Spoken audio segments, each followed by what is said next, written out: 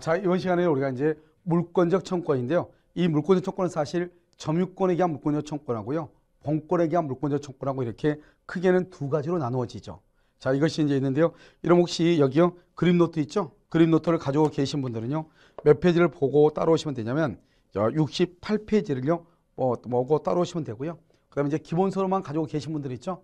그분들은 이제 물권법에 보면 물권적 청구권이 있잖아요. 자, 그 부분을 보시면 되는 거예요. 다 똑같은 거니까요. 내용을 이제 그림으로 그려놨느냐 아니냐 차이뿐이니까요.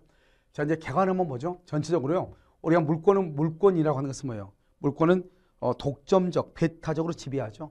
그런데 내가 독점적, 배타적으로 지배하는데 제3자의 침해가 있다. 그럼 이것은 독점성이 없어지는 거잖아요.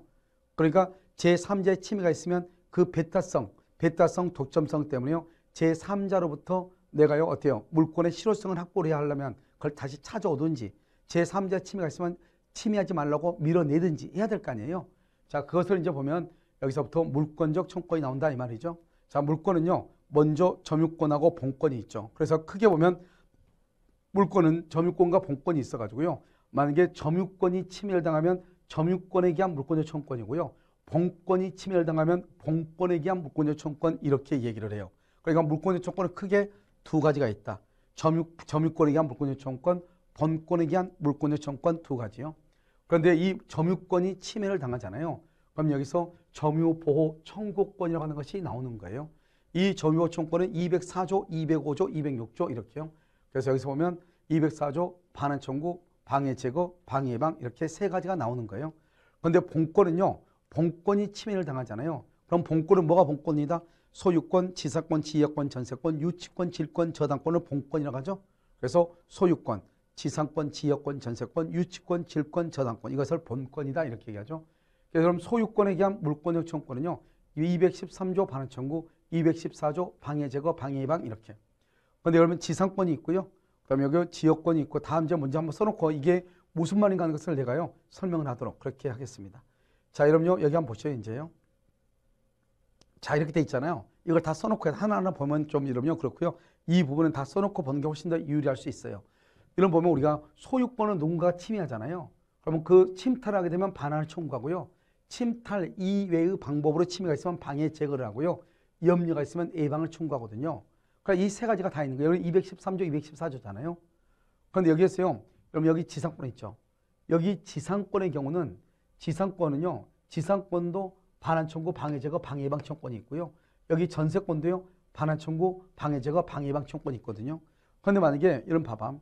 누군가가 소유권을 침해하면 소유권에 대해서 반환 청구, 방해 제거 청구, 방해 예방 청구 이렇게 세 가지가 있잖아요. 누군가가 지상권을 침해하면 지상권에 대한 반환 청구, 방해 제거 청구, 방해 예방 청구 이렇게요. 누군가가 전세권을 침해하면요. 전세권에 대한 반환 청구, 방해 제거 청구, 방해 예방 청구 이렇게 있단 말이죠. 그럼 이게 딱 보면 이게 지금 차이가 뭐예요? 이게 차이가? 아무것도 없죠. 차이는. 반환 청구, 방해 제거, 반환 청구, 방해 제거, 방해 예방, 반환 청구, 방해 제거, 방해 예방, 반환 청구, 방해 제거, 방해 예방. 소유권이냐, 지상권이냐, 전세권이냐. 여기만 다르고. 소유권이냐, 지상권이냐, 전세권이냐 다르고 나머지 뒤에는 다 똑같잖아요. 그럼 우리가 법을 만들 때 어떻게 만드냐? 동일한 말을 법은 반복적으로 쓰는 걸 싫어해요. 그리고 만약에 전부 다 처음부터까지 동일하게 뭐죠? 세세한 내용까지 같이 계속해서 써봐. 그러면 법조문이 얼마나 두꺼워지겠어요. 그렇기 때문에 우리가 법을 만드는 입법 기술이라고 얘기하는 것인데요. 우리가 법을 만드는 입법 기술의 하나로서 어떻게 하는 것이냐 이렇게 하는 거죠. 봐봐. 지상권도 침해를 당하면 반환 청구, 방해 제거, 방해 예방이 있단 말이죠. 그런데 우리 말을 할 때 그러면 지상권에 대한 반환 청구, 방해 제거, 방해 예방 이렇게 해야 되잖아요. 그러면 소유권이냐 지상권이냐 이 말만 다르고 나머지 뒤에는 다 똑같은데 이 뒤에는 다 똑같은데 그걸 계속 쓰지 말고 여기다가요 213조를 준용해라. 그건 준용이란 말이 뭐냐? 지상권이 침탈당했을 때는 213조를 한번 가봐라 이 말이죠. 준용한단 말은 213조로 갔더니 반환 청구라고 돼 있잖아요. 이 반환 청구 중에서 소유권을 빼고 거기다가 지상권을 집어넣어서 읽어라 이 말이죠. 그러면 지상권에 의한 반환 청구 이 말이에요. 그 다음에 여기요 우리가요 침탈 이외의 방법으로 그러면 방해 제거죠. 방해 제거는 214조죠. 214조를 준용한다고 되어 있죠. 만약 누군가가 지상권을요 침탈 이외의 방법으로 침해를 하죠. 그러면 지상권에 대한 방해 제거 청구가 있겠네. 그러면 이 소유권에 대한 방해 제거 청구에서 소유권을 빼고 준용한단 말은 그 소유권 속에다가 지상권을 집어넣어서 읽어라 이 말이죠. 그럼 어떻게 돼? 법조문요. 뭐 이것저것 반복적으로 똑같은 말, 뒤에는 다 똑같고 앞에만 살짝 다르는데 이것을 계속해서 쓸 필요는 없겠죠. 무슨 말인지 알겠죠? 그것을 얘기한다 이 말이죠. 자, 그 다음에 지역권 봐봐. 지역권은요 213조를 준용하지 않는다고 돼 있죠. 저당권 봐봐. 213조는 준용하지 않는다고 돼 있죠. 이거 왜 그런가? 213조가 뭐죠? 반환 청구죠. 그러니까 지역권에 대한 반환 청구, 저당권에 대한 반환 청구는 없다 이 말이죠. 214조는 준용하죠. 214조는 준용하니까 지역권에 대한 방해제거 방해방, 저당권에 대한 방해제거 방해방은 있지만 반환 청구는 없다는 거예요. 그것은 왜 그러느냐? 우리는요, 여러분요, 지역권하고 저당권은 점유를 하지 않거든요. 점유. 이 두 개는 점유를 하지 않으니까 반환 청구란 말이 없는 거예요. 점유를 하지 않으니까 반환 청구가 없어. 그래서 213조를 준용하지 않는다. 이렇게 얘기를 하는 거예요. 이제 무슨 말인지 좀 감이 오나요? 자, 그 다음에요. 여기 봐봐요. 전세권 있죠. 전세권까지는 그런데요. 여기 유치권하고 질권 봐봐.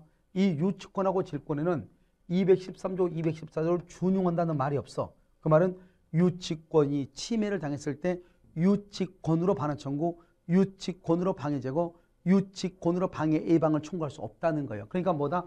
유치권자, 유치권에 대한 물권적 청구권이 없다 이 말이에요. 유치권에 대한 물권적 청구권이 없다 이 말이에요. 그 다음에 어떻게 한다? 유치권자에게 점유보호 청구권은 있다 이 말이죠. 유치권자에게. 왜요? 유치권은 점유를 해.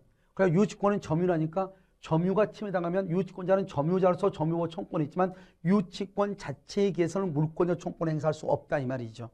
알겠죠? 왜요? 유치권하고 질권에는 이 물권적 청구권 213조, 214조를 준용한다는 규정이 없거든요.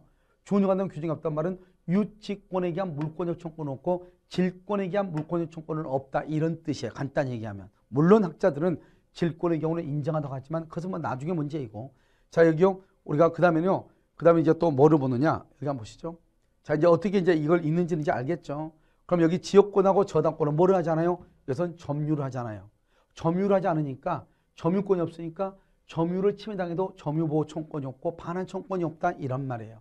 알겠죠? 점유하지 않으니까. 점유하지 않으니까 213조 반환 청구권이 없으니까 준용한다는 말을 안 쓰는 거예요. 알겠죠? 자, 그 다음에 여기서 이제 물권적 청구권을 보시면 자, 물권적 청구권이라고 하는 것은 무엇인가? 이런 말이죠.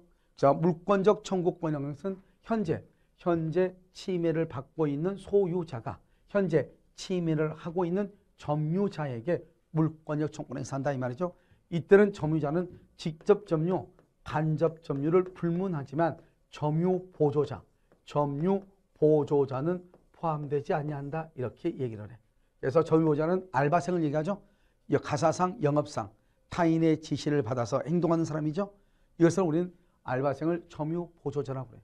그러니까 점유 보조자한테 물권적 청구권을 행사할 수가 있다 없다? 없고 점유자에게만 행사한다. 이때 어떤 점유자냐? 현재 점유자. 현재 점유자에게 현재 소유자가 이 말이죠.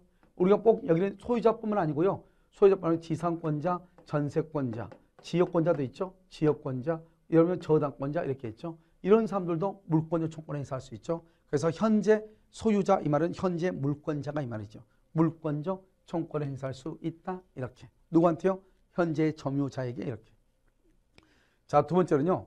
이 점유자는 직접 간접 점유자 모두 다 포함하고 점유 보조자는 아니다고 그랬죠. 근데 차하고 남편하고는요. 차하고 남편은 공동점유자예요. 공동점유자. 알겠죠? 그러니까 만약에 남편이 불법으로 점유했어도 처한테 반환을 청구할 수 있다 이런 말이죠. 그러면 물권과 물권의 청구는 분리양도할 수 없다. 시험 잘 나오죠? 물권은 뭐죠? 소유권이죠. 소유권하고 물권적 청구하고 따로따로 분리할 수가 없다 이 말이죠. 이건 왜 그래요? 물권과 물권의 청구는 분리할 수 없다. 그 말은 현재의 소유자가 누구죠? 현재 물권자죠. 현재의 소유자가 현재 점유자에게 청구한다. 현재 소유자가 현재 점유자에게 청구한다 이 말이죠. 알겠죠? 이것을 물권적 청구권이다 이렇게 얘기하죠. 이번요. 물권적 청구권은 귀책 사유로 불문해. 왜냐하면 우리가 물권적 청구권이라고 하는 것은 사람에 대한 권리가 아니고요. 이 물건 때문에 침해를 받고 있잖아요. 근데 물건한테 집한테 너가 침해하고 있으니까 집 너가 스스로 알아서 철거가 돼. 그건 아니잖아요. 그러니까 이 물건 때문에 침해당한 것을 그 물건의 소유자에게 그 물건을 점유하고 있는 사람한테 철거를 청구하는 것이죠. 그러니까 실질적으로는 물권적 청구권이라고 하는 것은 사람의 잘잘못을 따지지 않는 것이에요. 그래서 귀책 사유를 불문해. 그런데 뭐를 하기 위해서는요. 손해배상은 이건 채권이잖아요. 손해배상 청구권이라는 것은 채권이죠. 채권은 사람이 사람한테 주장하는 거잖아요. 그래서 잘못이 있어야 돼. 그래서 손해배상은 잘못이 있어야 되고요. 물권적 청구권은 사람이 물건에 대해 생산하는 권리죠. 잘잘못을 따질 수가 없어. 자, 그럼 5번이죠. 자요, 갑이 있죠. 갑이 있는데 을이요. 여기다가 무단으로 건축을 해. 그래서 갑의 토지에다가요. 을이 무단으로 불법으로 건축한다 이 말이죠. 그러면 을이 지금 건물의 소유자죠. 우리 판례가 말하겠냐? 건물의 소유자가 대지의 점유자다 이랬게요. 즉 을이 지금 불법으로 갑의 토지 위에다가 건물을 지었는데 그냥 불법으로 건축해도 을이 기둥하고 지붕하고 주벽이 생기죠. 기둥과 지붕과 주벽이 생기면 그 사람은 거기에 뭐라 한다? 그 건물을 보고 그 건물을 원시 취득, 소유권을 취득한다고 그래. 근데 우리 판례는 뭐라고 했냐? 건물의 소유자가 그 건물의 대지를 점유한다고 그랬어. 왜요? 건물은 토지의 정착물이거든요. 토지 위에 정착됐다 이 말이잖아요. 그럼 어떻게 한다? 갑의 땅인데 을이 무단으로 건축하잖아요. 그럼 을은 건물의 소유자가 되고 아무리 무단 건축이어도 원시 취득이죠. 그 다음에 이 건물의 소유자가 땅을 점유를 해. 왜냐? 건물은 토지 위에 있으니까. 건물의 소유자가 대지를 점유를 해. 이해됐나요? 그래서 대지를 여기요. 땅을 점유한다 이 말이죠. 대지를 점유한다 이 말이죠. 그래서 건물의 소유자가 대지의 점유자다 이 말이죠. 그런데 이 건물이 무단 건축이죠. 그러니까 대지도 불법으로 점유한다 이렇게 얘기해. 원래 이 사람이 토지 소유자잖아. 이 토지 소유자니까요. 이 토지의 소유자가 뭘 한다? 점유해서 사용하고 수익을 해야 되는데 이 토지를 누가 점유한다? 을이라고 하는 사람이 점유한다 이 말이죠. 그런데 우리는 을 때문에 지금 이 토지가 침해를 당하고 있는 것이 아니고 건물 때문에 침해를 당하고 있는 거잖아요. 그래서 이 건물만 철거하면 되는 거잖아요. 그럼 이 건물을 누가 철거할 것인가? 건물의 소유자가. 왜? 건물의 소유자가 대지를 점유하니까. 이 건물이 불법 건물이니까 불법 건물의 소유자가 대지를 불법으로 점유하고 있으니까 건물의 소유자한테 철거를 청구하는 거예요. 알겠죠? 그러니까 우리가 건물의 철거를 청구하고 토지를 인도하라고 하는 것은 이것은 물권적 청구권이거든요. 이 물권적 청구권은 이 을의 침해자의 귀책 사유, 잘잘못을 따지지 않는다 이런 말이죠. 아시겠죠? 그래서 갑의 대지 소유권을 침해한다. 왜? 이 사람이 대지를 점유하고 있으니까 갑의 대지 소유권이 침해가 되죠. 그래서 갑이라고 하는 사람은 현재 침해받고 있는 대지 소유자죠. 현재. 알겠죠? 그래서 물권 청구는 현재 소유자가 청구하는 거죠. 현재 누구한테? 점유자에게. 지금 현재 대지를 점유하고 있는 사람 누구다? 을이죠. 그래서 을에게 철거를 청구하는 거예요. 아시겠죠? 그래서 여기서 보면 현재 대지를 침해받고 있는 소유자가 현재 대지를 침해하고 있는 을에게요 물권적 청구를 행사한다 이 말이죠. 알겠죠? 이때 물권적 청구를 행사했을 때는 을의 잘잘못을 따져 안 따져? 안 따진다. 왜? 건물 때문에 토지가 침해를 당하고 있으니까 당신이 건물주가 잘못했든 안 했든 관계없이 이 건물만 철거해달라 이 말이죠. 그래서 사람 때문에 침해를 당하고 있는 것이 아니고 건물 때문에 대지가 침해를 당하고 있으니까 이 건물만 철거해달라 이 말이죠. 그럼 이 건물은 누가 철거할 것인가? 법률상 또는 사실상 철거할 권리가 있는 사람한테. 알겠죠? 그 사람이 철거를 한다 이런 말이죠.